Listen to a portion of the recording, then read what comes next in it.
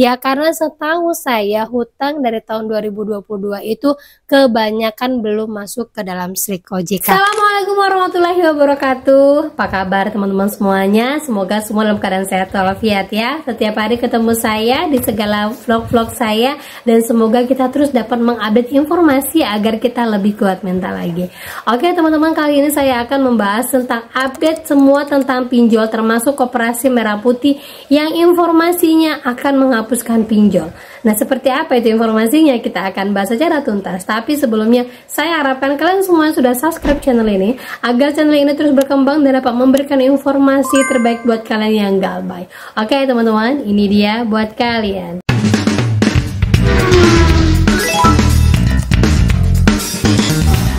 Oke teman-teman, sebelumnya saya mau informasikan dulu mengenai Koperasi Merah Putih yang rencananya akan digadang-gadang memberantas pinjol. Nah, sudah beberapa minggu ini berjalan, semoga benar-benar memberantas yang namanya pinjol sesuai dengan pengumuman dari Ketua Koperasi Merah Putih ini, yang mudah-mudahan saja tidak dimanfaatkan oleh beberapa oknum-oknum di dalamnya. Jadi intinya gini, Pak Presiden tadi sampaikan Koperasi Desa Merah Putih ini untuk memutuskan rentenir, tengkulak, ya pinjaman online yang menjerat dan menjadi sumber kemiskinan di desa-desa. Dengan adanya Koperasi Desa Merah Putih yang salah satu unitnya ada unit simpan pinjam, masyarakat desa jauh lebih terbantu dari sisi pendanaan dan juga tidak terjerat lingkaran setan kemiskinan. Gitu. Karena utang berutang, tumpuk, gali lubang tutup lubang, itu kan tradisi yang juga mau dipangkas.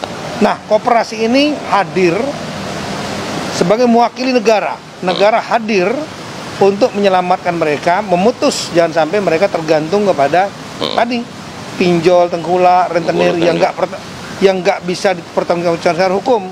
Itu dia teman-teman ya, saya yakin kalian semuanya pasti sudah dengar, dan saya harapkan banyak sekali komen-komenan di YouTube mengatakan bahwa bagus, nggak apa-apa, cabut aja izin pinjol, sudah ada Koperasi Merah Putih, biar Koperasi Merah Putih saja yang bekerja. Dan mudah-mudahan harapan saya dan harapan teman-teman semuanya, Koperasi Merah Putih ini benar-benar hadir untuk rakyat, bukan hanya hadir untuk segelintir orang, hadir memang untuk membantu teman-teman ataupun saudara-saudara kita yang memang membutuhkan uang, dan hadir memang negara untuk kita yang saat ini terjerat pinjol. Karena kalau lihat dari pengumuman dari Bapak tadi, negara tahu nih bahwa masyarakat Indonesia itu gaya lubang tutup lubang hanya untuk menutupi pinjol, dan masyarakat Indonesia terus-terusan ketagihan pinjol karena sampai hari ini banyak sekali orang yang galbay sudah tahunan, bahkan galbay hanya beberapa bulan masih diberikan limit, digoda lagi oleh marketing pinjol, terus disuruh lagi untuk install aplikasi ini itu, yang mana sebenarnya pinjol-pinjol ini tidak mau kehilangan para nasabahnya. Bener nggak ya? Jadi ya buat teman-teman semuanya, sebenarnya kita ini udah dikepung sama pinjol. Nah, cara untuk memberantas pinjol ini sendiri bukan dengan Koperasi Merah Putih menurut saya, yaitu dengan cara benar-benar dicabut izin semuanya dari perusahaan pinjol yang memang pemerintah sendiri juga tahu ini dan memiskinkan rakyat. Dan kalau bisa pemerintah tuh hadir ya untuk melunaskan semua utang-utang masyarakat akibat dari gaya lubang tutup lubang ataupun akibat dari penipuan-penipuan yang dilakukan oleh scammer-scammer digital ya. Bukan hanya dengan Koperasi Merah Putih saja, memang dampaknya yang dari negara itu ada untuk kita. Mudah-mudahan saja teman-teman ya.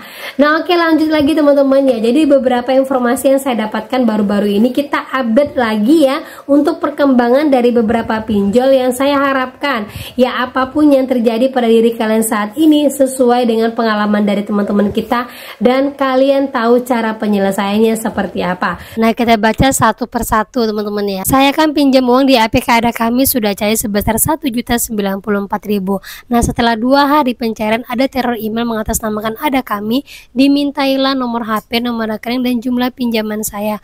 Terus saya balas langsung, dia nelpon ke WA saya, katanya disuruh transfer balik jumlah uang 1.094.000 karena ada kesalahan sistem. Tapi akhirnya teman saya ini menolak karena disuruh transfer ke FA yang berbeda atas nama si penelpon. Karena teman saya ini tidak mau, akhirnya diancam ini itu akan datang DC dan akan ditagih dengan undang-undang. Nah, kalau udah seperti ini jelas sekali ini kerjaan para DC internal teman-teman ya, yang mau menggunakan nama kita, mencari kelemahan kita dan ketakutan kita, dan ujung-ujungnya terjadilah penipuan. Dan jelas sekali penipuan paling banyak itu dilakukan oleh para DC internal dari semua pinjol. Karena apa? Karena mereka tahu data-data kita dan kita dimanfaatkan mereka dengan ketakutan dan kurangnya pengetahuan atas informasi pinjol ini. Nah, kalau udah modal seperti ini jangan takut, jangan dibayarkan, jangan kembalikan uangnya ke DC. Karena apa? Ketika kalian tahu uang itu dibalikan ke DC, hutang akan terus berjalan. Yang namanya kerusakan sistem itu tidak ada, apalagi kalau dananya sudah cair. Ini jelas sekali penipuan. Nah, ada lagi informasi yang mengatakan bahwa dia baru saja ke kantor BRI buat riset Brimonya. Katanya dia punya 2 rekening BRI yang mana ada saldo 750.000 yang mungkin katanya itu dia dari bansos. Tetapi yang dia bingungkan, nomor rekening tersebut tidak pernah dia buka. Kemudian untuk buka rekening tersebut kan harus menggunakan nicknya.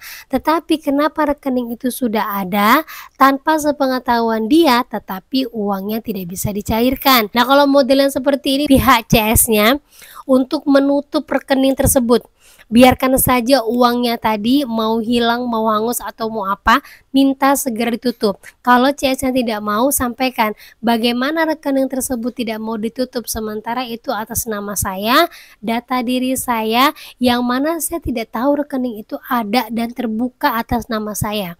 Jadi minta untuk segera ditutup dan saya yakin CS-nya pasti mau karena khawatir disalahgunakan yang mana menggunakan data-data kalian. Nah, lanjut lagi, punya pinjol ada kami 6,8 juta, terus tiba-tiba HP kesadap, masih ada sisa 8,7 limit di ada kami. Keambil sama penipu 8,7, tenor 6 bulan, total 13,2 juta. Padahal saya nggak nerima uangnya, tagihan total semua 20 juta. Mau nanya ADC nggak nyamper ke rumah, ya area Cirebon, lagi stres banget kalau disuruh bayar teror ke kontak HP bagaimana ya. Dan ada yang bertanya kenapa bisa HP-nya disadap, apa yang terjadi. Nah, menurut info ada telepon dari kantor Capil suruh download aplikasi IKD, entah hipnotis apa bagaimana ngikutin arahan dia. Ya, saya pakai Brimo, terus setelah sadar cek aplikasi ada kami, saldo saya habis. Udah cek penerima tujuan tapi hanya kodenya saja ke BNI, tidak ada nama jelasnya.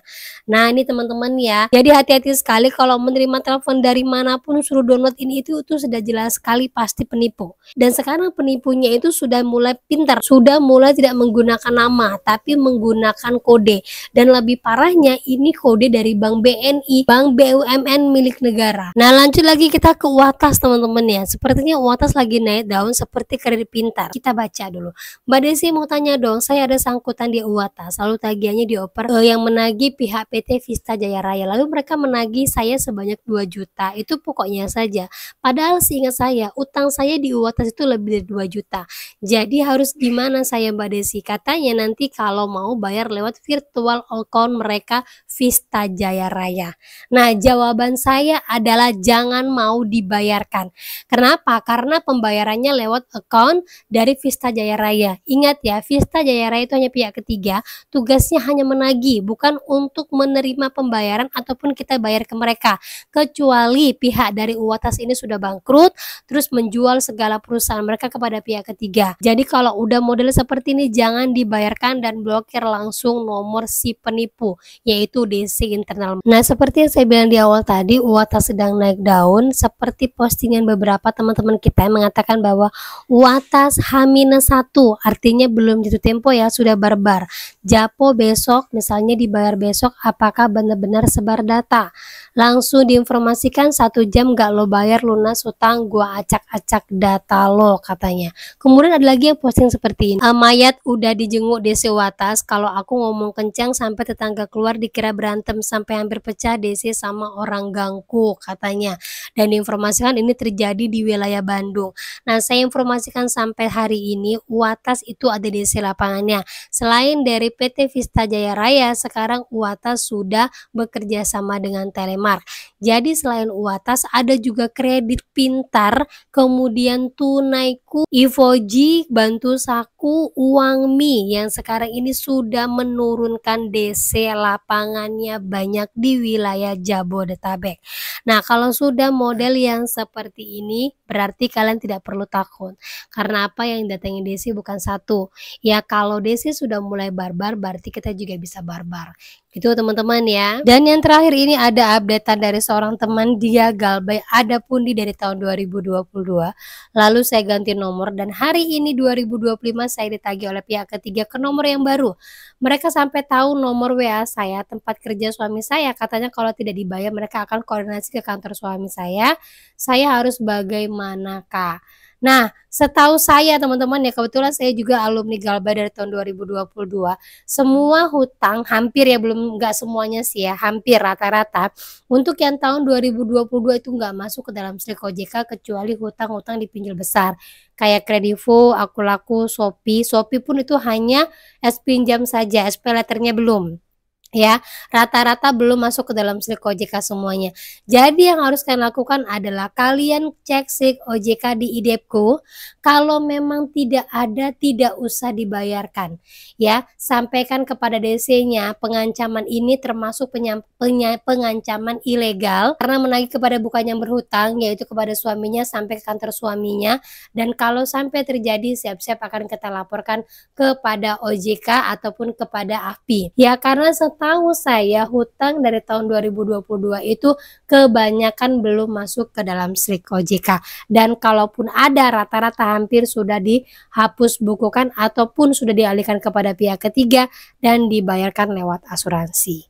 Gitu teman-teman ya. Dan buat kalian semuanya yang masih Galbay, nggak usah takut gagal bayar. Perusahaan sebesar perbankan ataupun perusahaan besar sekalipun yang memang kalau kita lihat asetnya di mana-mana saja itu juga mengalami gagal bayar sampai hari ini. Jadi kalian kalaupun diteror saat ini, kalian harus ini itu saat ini, itu adalah hal biasa. Terima saja, jalani saja, jangan sampai membuat kalian melakukan hal-hal yang tidak benar. Ingat teman-teman, fokus saja pada tujuan akhir kita, yaitu kita mau terbebas dari yang namanya pinjol. Terbebas dari yang namanya pinjol itu haruslah Galbay dulu. Karena kalau kita tidak memutuskan untuk Galbay, kita tidak akan pernah tahu yang namanya keluar dari pinjol itu adalah dengan Galbay. Itu teman-teman ya. Nah oke, itu dia informasi yang bisa saya sampaikan buat kalian pada hari ini. Semoga informasi menjadi mood booster. Dan akhir kata saya ucapkan Assalamualaikum warahmatullahi wabarakatuh.